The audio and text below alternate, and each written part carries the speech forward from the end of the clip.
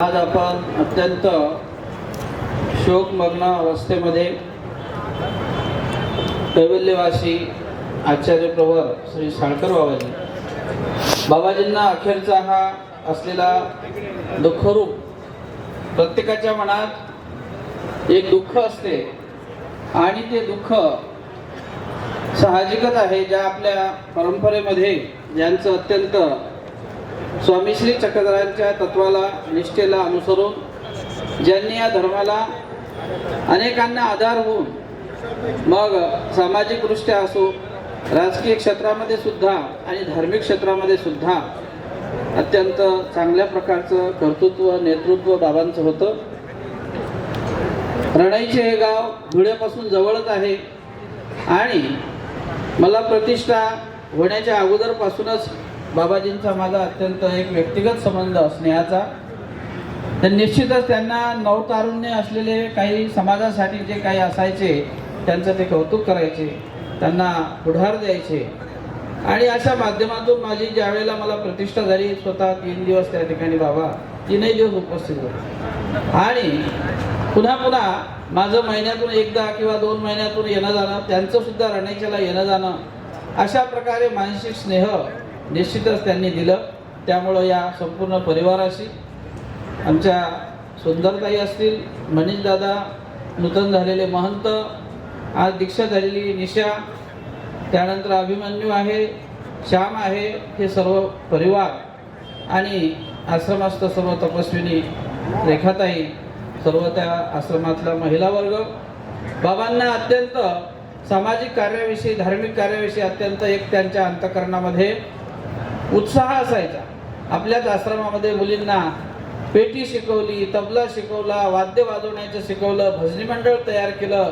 कुठेही आपलं भजनी मंडळ स्वतः उभे करून त्या ठिकाणी देवाचं स्तुतिस्तवन करणे, तिथे कोणी नसेल तर स्वतः एखादं भजन म्हणायचे आणि त्या कार्याला, प्रसंगाला पुढे कसं मंगळतेचं रूप देता येईल आणि कुठलीही प्रकारे त्यामध्ये मी मोठा आहे, मी आमनाय म्हणत आहे आणि मी कसं काय भजन म्हणावं, मी कसं काय, अशा प्रकारचा कुठलाही गर्व नाही. असं सामाजिक कार्य, धार्मिक कार्य सगळ्यांमध्ये आत्मीयतेनं वावर असलेले हे व्यक्तिमत्व आणि म्हणूनच एक आत्मीयतेचा असलेला धागा. मला तरी ते स्नेहवत माझ्यासाठी प्रेम बाबा नेहमी करायचे. मी त्यांच्यापेक्षा वयाने खूप लहान आहे, पण काही काही वेळेला मार्गदर्शन आणि सल्ला म्हणून माझा सुद्धा ते बऱ्याच वेळा मला बाबा असं करायचं, बाबा तसं करायचं. तर मागच्या वेळेला बाबांचा त्यांनी सत्कार केला, अध्यक्ष झाले अमरावतीचे बाबा, आणि म्हणून मार्गदर्शन म्हणून मला, मार्गदर्शक म्हणून माझं त्यांनी पोस्टरवर नाव टाकलं. म्हणजे अशा प्रकारे अत्यंत चांगल्या प्रकारचं एक मनमिळावू स्वभाव असलेलं व्यक्तिमत्व बाबाजी. आज आपण बाबाजींचं व्यक्तिमत्व परिचय सगळ्यांना पंथालाच आहे, पण निश्चितच या परिवारावर हा एक या ठिकाणी बाहेर येऊन पडलेला आहे. एखाद्याचं कर्तृत्व ते माणसासोबत जात असते, पण त्या कर्तृत्वाबरोबर घडलेली आश्रमातली मंडळी असते.